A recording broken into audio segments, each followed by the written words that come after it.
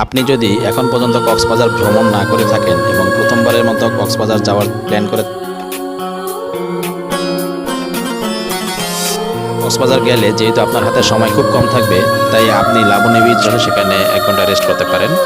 অর্থাৎ ভোর 5টা থেকে সকাল 7টা পর্যন্ত সূর্যোদয় দেখা, মর্নিং ওয়াক অথবা রেস্ট। সকাল 7টা থেকে 8টার মধ্যে সকালের নাস্তা সেরে নেবেন। সকালে নাস্তার পর আবার বিচে চলে যাবেন, সেখানে সিলিং দেখবেন, কারণ প্যারাসেলিং দেখার মধ্যে আনন্দ রয়েছে। অর্থাৎ সকাল 10টা থেকে 12টা পর্যন্ত দরিয়ানগর সি বিচের জন্য বরাদ্দ। দুপুর 12টার পর আপনি চলে যাবেন হিমছড়িতে, সেখানে পাহাড়ের উপর থেকে সমুদ্র দেখবেন। হিমছড়ি ঘোরা শেষ হলে হিমছড়ির আশেপাশে যে সব রেস্টুরেন্ট রয়েছে সেখানে আপনি দুপুরের খাবার সেরে নিতে পারেন। অর্থাৎ দুপুর 12টা থেকে 2টা। কক্সবাজারের সবচেয়ে জনপ্রিয় জায়গাগুলোর একটি সুগন্ধা পয়েন্ট। এখান থেকে শুরু করছি আজকের কক্সবাজার ভ্রমণ ব্লগ। দেখো এই বিশাল সমুদ্র, ঢেউগুলো ঠিক যেন তোমাকে ছুঁয়ে যেতে চায়। এই জায়গাটা দিনে যেমন সুন্দর, সন্ধ্যায় তেমন জীবন্ত। চারদিকে আলো, মানুষের হাসি আর সাগরের গর্জন, সবকিছু মনকে ছুঁয়ে যায়। আজকের ব্লগে আমরা ঘুরে দেখব সুগন্ধা পয়েন্ট, লাবণী বিচ, বাজারের সৌন্দর্যের কাছ থেকে।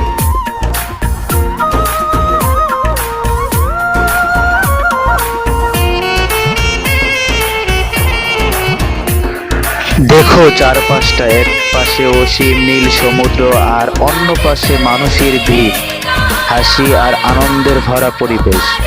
এই জায়গাটা কক্সবাজারের সবচেয়ে প্রাণবন্ত স্পটগুলোর একটি। এখানে সকাল, বিকাল বা সন্ধ্যায় যখনই আসো ভিন্ন একটা অনুভূতি পাবে। সমুদ্রের ঢেউগুলো একের পর এক তীরে আছড়ে পড়ছে আর বাতাসে লবণে ঘ্রাণে মন হচ্ছে সত্যি আমি বাংলাদেশের সবচেয়ে সুন্দর জায়গায় এসে গেছি।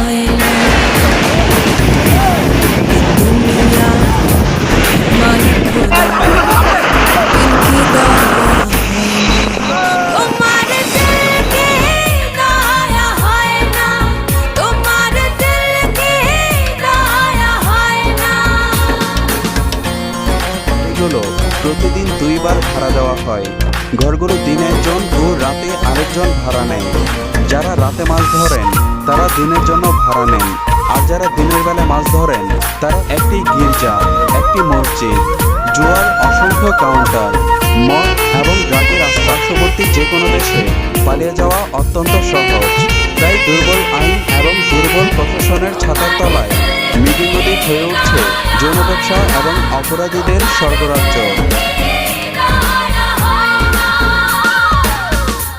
যে পথেতে